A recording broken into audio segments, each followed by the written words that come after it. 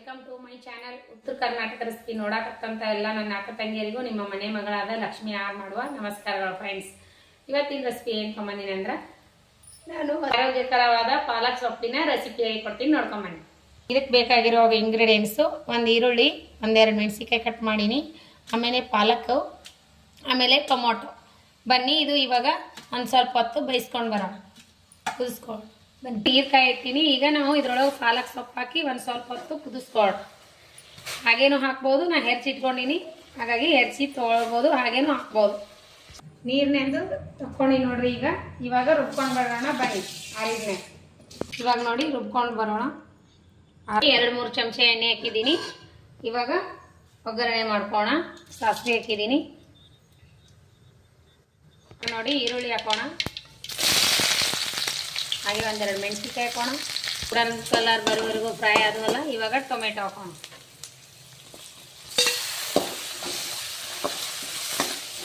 ರುಚಿಗೆ ತಕ್ಕಷ್ಟು ಉಪ್ಪು ಹಾಕ್ತಾ ಇದ್ದೀನಿ. ಖಾರದ ಪೌಡರ್, ಸ್ವಲ್ಪ ಧನಿಯಾ ಪೌಡರ್, ಖಾರದ ಪೌಡರ್, ಸ್ವಲ್ಪ ಗರಂ ಮಸಾಲ.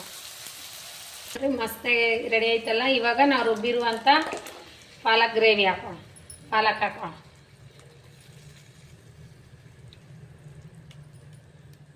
ನೋಡ್ರಿ ಇವಾಗ ರೆಡಿ ಮಾಡಿ ಮಿಕ್ಸಿ ಮಾಡೀನಿ. ಇವಾಗ ಸ್ವಲ್ಪ ಹುಣಸೆ ರಸ ಹಾಕೋಣ. ಮಿಕ್ಸ್ ಮಾಡಿ ಸ್ವಲ್ಪ ಹೊತ್ತು ಕುದಿಲಿಕ್ಕೆ ಬಿಡೋಣ. ನೋಡಿ ಈ ಕಡೆ ಒಂದು ಚಿಕ್ಕದೊಂದು ಒಗ್ಗರಣೆ ಹಾಕೋಣ. ತುಪ್ಪ ಇದೆ, ತುಪ್ಪ ಗರಂ ಮಾಡೀನಿ. ಇದಕ್ಕೆ ನಾವು ಜೀರಿಗೆ ಹಾಕೋಣ. ಜೀರಿಗೆ, ಆಮೇಲೆ ಬೆಳ್ಳುಳ್ಳಿ ಹಾಕಿದ್ದೀನಿ, ರೆಡ್ ಮೆಣಸಿಕಾಯಿ,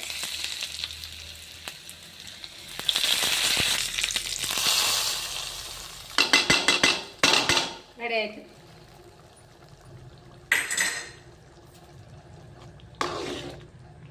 ಇನ್ನೊಂದು ಸ್ವಲ್ಪ ಹೊತ್ತು ಕುದ್ರೆ ಗ್ರೇವಿ ರೆಡಿ ಆಗುತ್ತೆ.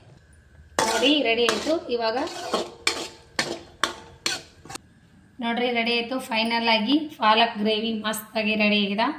ಸಿಂಪಲ್ ಆಗಿ ಟೇಸ್ಟಿಯಾಗಿ ಮಾಡುವಂಥ ಗ್ರೇವಿ ಮಸ್ತ್ ಬಂದದ. ನೀವು ಮಾಡ್ಕೊಂಡು ಊಟ ಮಾಡ್ಬೋದು.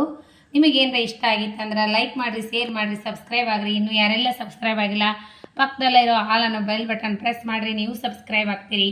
ನಿಮಗೆ ಇಷ್ಟ ಆಗಿದ್ದರೆ ಲೈಕ್ ಮಾಡಿ. ನಿಮ್ಮ ಅನಿಸಿಕೆ ಅಭಿಪ್ರಾಯಗಳನ್ನು ಕಮೆಂಟ್ ಬಾಕ್ಸಲ್ಲಿ ತಿಳಿಸೋದಂತೂ ಮರೆಯೋಕ್ಕೆ ಹೋಗಬೇಡ್ರಿ.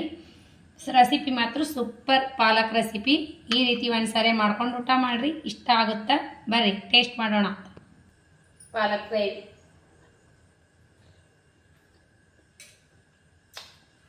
ಸೂಪರ್. ಪೂರಿ, ಚಪಾತಿ, ರೊಟ್ಟಿ ಜೊತೆ ಸೂಪರ್ ಕಾಂಬಿನೇಷನ್. ನೀವು ಮಾಡ್ಕೊಂಡು ಊಟ ಮಾಡಿರಿ. ಇಷ್ಟ ಆಗಿತ್ತಂದ್ರೆ ಲೈಕ್ ಮಾಡೋದಂತೂ ಮರೆಯೋಕ್ಕೆ ಹೋಗಬೇಡ್ರಿ. ನಿಮಗೆ ಇಷ್ಟ ಆಗಿತ್ತು ಅಂದರೆ ನಿಮ್ಮ ಅನಿಸಿಕೆ ಅಭಿಪ್ರಾಯಗಳನ್ನು ಕಮೆಂಟ್ ಬಾಕ್ಸ್ನಲ್ಲಿ ತಿಳಿಸ್ರಿ. ನನ್ನ ರೆಸಿಪಿಗಳು ನಿಮಗೆ ಇಷ್ಟ ಆದ್ರೆ ಬೇರೆದವರಿಗೆ ಶೇರ್ ಮಾಡಿರಿ. ನಿಮ್ಮ ಫ್ರೆಂಡ್ಸ್ ಫ್ಯಾಮ್ಲಿಗೆಲ್ಲ ಶೇರ್ ಮಾಡೋದಂತೂ ಮರೆಯೋಕ್ಕೆ ಹೋಗಬೇಡ್ರಿ. ಮತ್ತೆ ಮುಂದಿನ ರೆಸಿಪಿಯಲ್ಲಿ ಸಿಗೋಣ ಫ್ರೆಂಡ್ಸ್. ಯಾರೆಲ್ಲ ನನ್ನ ರೆಸಿಪಿ ತಪ್ಪದೇ ಬಿಡುವಿನ ಟೈಮ್ ತೊಗೊಂಡು ನೋಡ್ಲಾಗತ್ತೀರಿ ಅವರಿಗೆಲ್ಲ ತುಂಬು ಹೃದಯದ ಧನ್ಯವಾದಗಳು ಫ್ರೆಂಡ್ಸ್. ಮತ್ತೆ ಮುಂದಿನ ರೆಸಿಪಿಯಲ್ಲಿ ಸಿಗೋಣ.